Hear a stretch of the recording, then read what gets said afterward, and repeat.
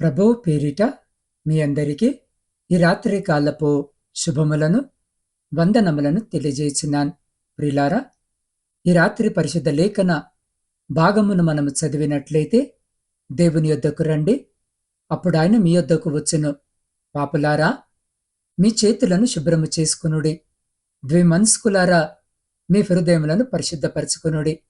యాకోబు రాసిన పత్రిక 4వ అధ్యాయము 8వ వచనం.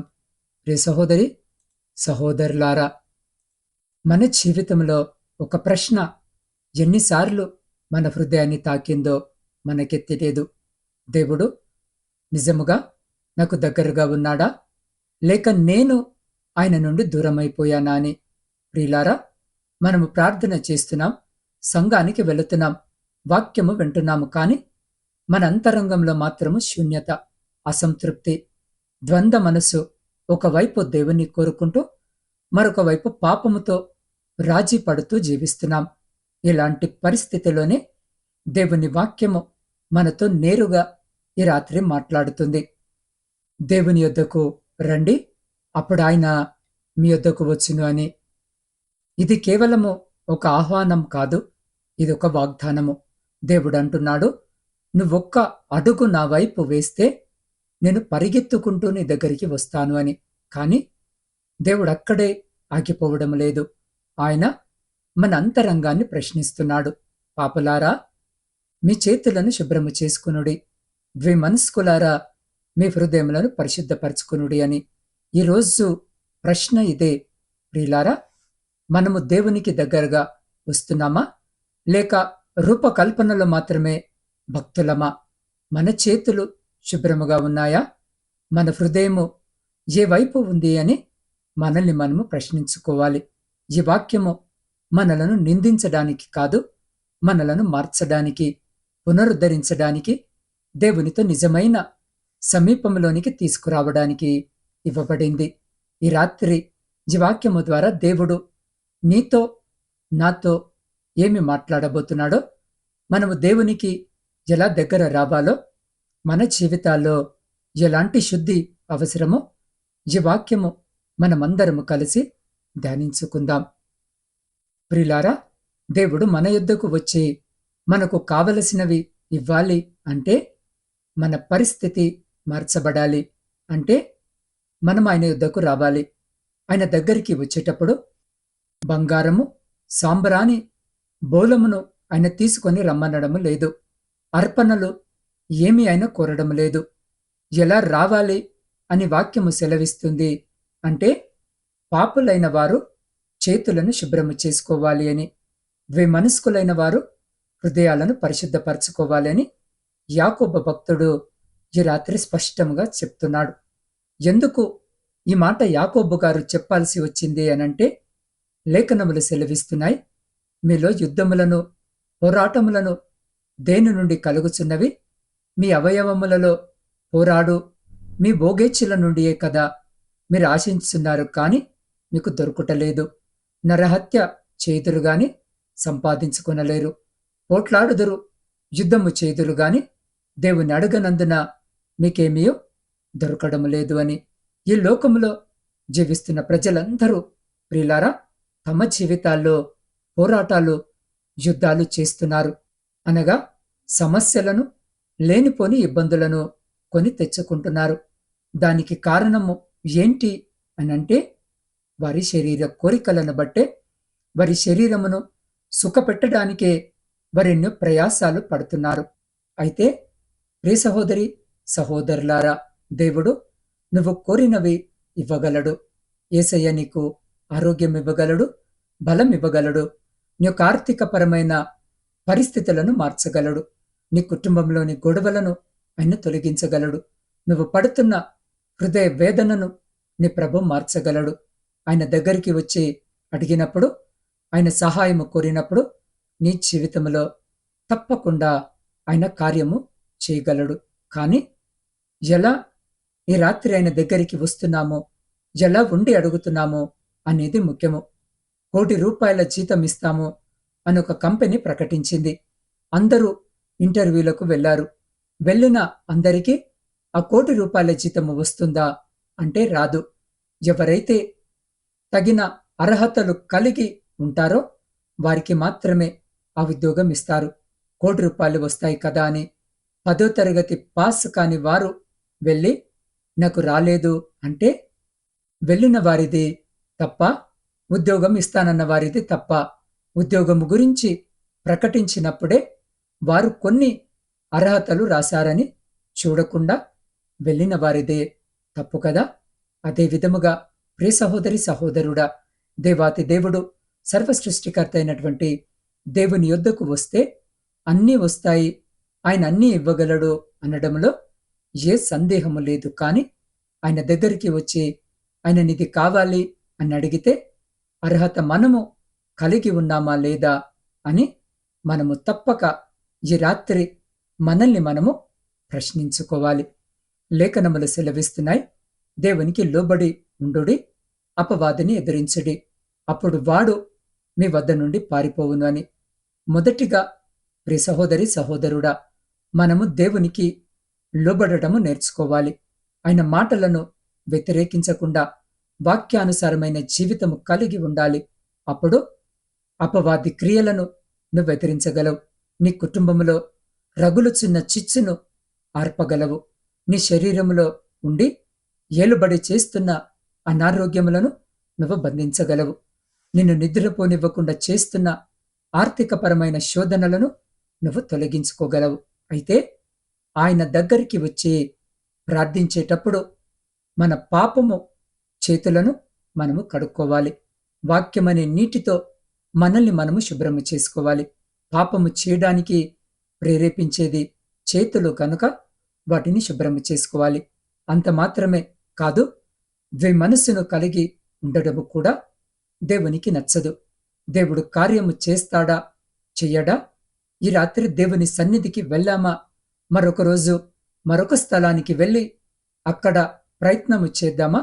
ఇక్కడ జరగకపోతే అక్కడైనా జరుగుతుందేమో, ఈ లోకములో ఉందాము, దేవునితో ఉందాము. ఇలాంటి మనస్సు మనము కలిగి ఉండకుండా మన హృదయమును కూడా పరిశుద్ధపరచుకోవాలి. యేసయ్య మాత్రమే ఈ సమస్యకు పరిష్కారం ఇవ్వగలడు. ఆయన మాత్రమే ఈ రాత్రి వాక్యము వినుచున్న నిన్ను రక్షించగలడు అనే దృఢమైనటువంటి మనస్సుతో నీవు ఆయన దగ్గరికి వస్తే, ప్రియ సహోదరి సహోదరుడా, నీవు తప్పక ఈ రాత్రి ఆయన మహిమను చూస్తావు. దేనికోసమైతే అడుగుతున్నావో దానిని నీవు పొందుకోగలవు. కాబట్టి దేవునికి ప్రార్థించు, అద్భుతాలను మనము చూస్తాం. ప్రియ సహోదరి సహోదరుడా, ఈ రాత్రి దేవుని వాక్యము మనల్ని పిలుస్తుంది. దేవుని యొద్దకు రండి, అప్పుడు ఆయన మీ యొద్దకు వచ్చునని. ఇది శిక్షించే మాట కాదు, ఇది ప్రేమతో ఇచ్చిన ఆహ్వానము. ఇది దూరము పెట్టే పిలుపు కాదు, ఇది దగ్గర చేసుకునే పిలుపు. ప్రియులారా, మనలో చాలా మంది దేవునిని ప్రేమిస్తాము, కానీ కొందరు దూరముగా నడుస్తున్నాం. కొంతమంది ప్రార్థనలో ఉన్నాం, కానీ హృదయంలో భారముతో ఉన్నాం. ఈ రాత్రి ప్రభు సెలవిస్తున్నాడు, నువ్వు ఒక అడుగు వేస్తే నేను నీ వైపు పరిగెత్తి వస్తానని. ఈ రాత్రి ఎవరి హృదయంలోనైనా ఇలా అనిపిస్తే, ప్రభువా నేను నీ నుండి దూరమయ్యాను, ప్రభువా నా ప్రార్థనలో ఉత్సాహము లేదు, ప్రభువా నా హృదయము ద్విమనస్కంగా మారింది అన్న అలాంటి వారు ఇప్పుడే ప్రభు సన్నిధిలో మోకరించండి. ఇది అపవాదికి చోటు కాదు, ఇది ఒప్పుకోవడానికి సమయం. ఇది మార్పు మొదలయ్యే క్షణం. దేవుని వాక్యము సెలవిస్తుంది, పాపులారా మీ చేతులు శుభ్రము చేసుకునుడి అని. చేతులు అనంటే ప్రియులారా, మన క్రియలు, మన నడక, మన అలవాట్లు. ఈ రాత్రి ప్రభు నిన్ను నన్ను అడుగుతున్నాడు, నీ చేతుల్లో నేను ఆనందించనిది ఏదైనా ఉందా అని. ఏదైనా అలవాటు, ఏదైనా బంధనము, ఏదైనా పాపపు ఒత్తిడి, ఈ రాత్రి వాటిని వదిలేయాలని ప్రభు పిలుస్తున్నాడు. వదిలేయాలని అనుకుంటే ఈ క్షణము ఆయన పాద సన్నిధిలో మోకరించండి. వాక్యము సెలవిస్తుంది, ద్విమనస్కులారా మీ హృదయము పరిశుద్ధపరచుకునుడని. ప్రియ సహోదరి సహోదరుడా, బయటకు బాగానే కనిపిస్తాం, కానీ లోపల చాలా పోరాటాలు ఉంటాయి. ఒక మనస్సు దేవుని కోసము, ఇంకొక మనస్సు లోకము కోసము. ఈ రాత్రి ప్రభు అంటున్నాడు, నాకు నీ సంపూర్ణ హృదయము కావాలని. సగము హృదయము కాదు, సగము విధేయత కాదు, సంపూర్ణముగా ప్రభువుకి అప్పగించాలనుకుంటే ఈ క్షణము ఈ మాటలు వింటున్న నీవు ఆయన పాద సన్నిధిలో మోకరించు. ప్రియులారా, ఇది నేను చెప్పే మాట కాదు, దేవుడు పిలుస్తున్నాడు. నువ్వున్న స్థలములో మోకరించి పశ్చాత్తాపానికి అడుగువై, పునరుద్ధరణకు అడుగువై. ప్రభు పిలుస్తున్నాడు కాబట్టి ఆలస్యము చేయకు, ఈ క్షణాన్ని కోల్పోకు. దేవుని పాద సన్నిధిలో మోకరించు. ఆయన నీ యొద్దకు వస్తాడు, నీ కోరికలన్నీ తీరుస్తాడు. నువ్వేది కోరుకుంటున్నావో అది నీకు అనుగ్రహిస్తాడు. ఈ రాత్రి ఈ వాక్యము వినిచిన నీవు ఏ స్థితిలో ఉన్నా, ఏ స్థలంలో ఉన్నా, ప్రియ సహోదరి సహోదరుడా, తలలు వంచి కళ్ళు మూసుకొని నాతో పాటు ప్రార్థనలో ఏకీభవించు. సర్వోన్నతుడా, సర్వశక్తిమంతుడమైన మా ప్రియ పరలోక పరమ తండ్రి, మీ ఘనమైన, ఉన్నతమైన, ప్రశస్తమైన నామమును బట్టి స్తుతులు, స్తోత్రాలు, వందనాలను చెల్లించుకొనుచున్నాం. అవును ప్రభువా, మీ వద్దకు వచ్చువారు వారి యొక్క చేతులను శుభ్రము చేసుకోవాలని, మనసు కలిగి మేముండకూడదని, మా హృదయాలను మేము పరిశుద్ధపరచుకోవాలని వాక్యము ద్వారా మీరు సూటిగా, తేటగా మాతో మాట్లాడారు.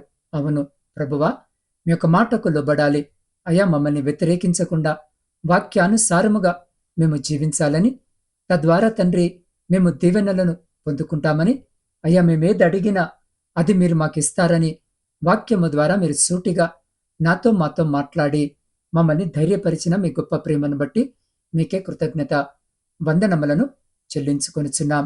దేవాయి, రాత్రి ప్రయాణాలు చేస్తున్న ప్రతి బిడ్డ ప్రయాణమును మీరు జ్ఞాపకము చేసుకొని క్షేమకరమైన ప్రయాణము దయచేయమని వేడుకొంచున్నాం. అయ్యా, వ్యవసాయదారుల కొరకు ప్రార్థిస్తున్నాం. వారు చేస్తున్న పనంతటిని ఆశీర్వదించి వారి సమస్తమును మీ కృపలో భద్రపరచండి. అయ్యా, ఉద్యోగము లేని ప్రతి బిడ్డకు ఉద్యోగము దయచేయండి. అయ్యా, విద్యార్థుల కొరకు ప్రార్థిస్తున్నాం.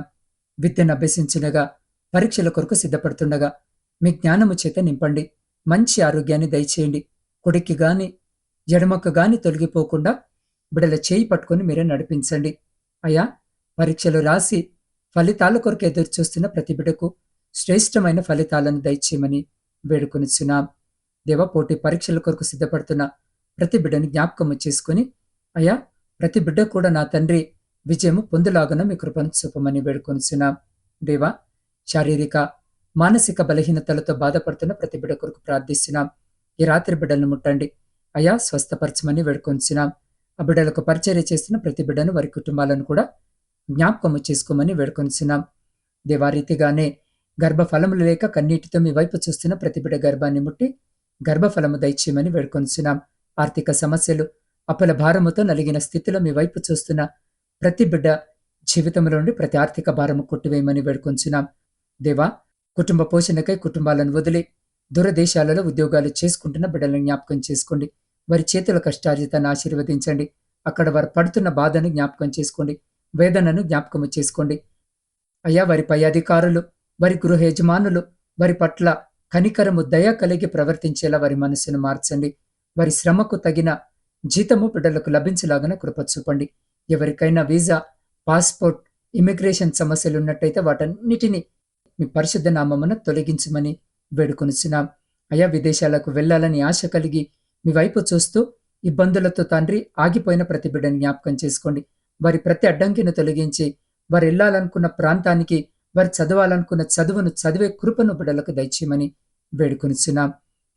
దేవారీతిగానే సైన్యంలో ఉండి దేశాన్ని కాపాడుతున్న ప్రతి సైనికుని చుట్టూ మీ కంచె వేసి ప్రతి శత్రువు, ప్రతి అపాయం నుంచి మీరే బిడ్డల్ని కాపాడి వారిని, వారి కుటుంబాలను మీ కృపలో భద్రపరచమని వేడుకొంచున్నాం. మీ సేవకులు, సేవకురాండ్రు, వారి కుటుంబాలు, వారి పరిచర్య అంతటిని జ్ఞాపకము చేసుకుని అనేకులను మీ సిలువ వైపు నడిపే గొప్ప శక్తిని బిడ్డలో కలుగజేయమని వేడుకొనిచున్నాం. దేవ, సొంత గృహాల కొరకు ఆశ కలిగి మీ వైపు చూస్తున్న ప్రతి బిడ్డ కోరికను తీర్చండి. వివాహాల కొరకు సిద్ధపడుతున్న, వివాహాలు జరగక మీ సహాయం కొరకు మీ వైపు చూస్తున్న ప్రతి బిడ్డ కోరికను ఈ రాత్రి తీర్చమని వేడుకొంచున్నాం. దేవా, వృద్ధుల కొరకును, వితంతుల కొరకును, శ్రమలను అనుభవిస్తున్న ప్రతి బిడ్డ కొరకు ప్రార్థిస్తున్నాం. ఒంటరి జీవితాన్ని గడుపుతున్న బిడ్డల కొరకు ప్రార్థిస్తున్నాం. ఈ రాత్రి బిడ్డలకు తోడుగా ఉండమని వేడుకొనిచున్నాం. దివారీతిగానే విడిపోయిన, విచ్ఛిన్నమైన ప్రతి కుటుంబాన్ని తిరిగి కట్టుమని వేడుకొనిచున్నాం. ప్రాముఖ్యంగా నా తండ్రి, రాత్రికాల సమయం అయ్యా, నా ఆత్మీయ కుటుంబ సభ్యులందరినీ మీ పరిశుద్ధమైన పాదాల చెంత పెడుతున్నాను. ప్రతి బిడ్డని జ్ఞాపకము చేసుకుని పేరు పేరు వరుసన మీరు దీవించి ఆశీర్వదించమని వేడుకొంచున్నాం. వారి ప్రతి న్యాయమైన కోరికను తీర్చమని వేడుకొంచున్నాం.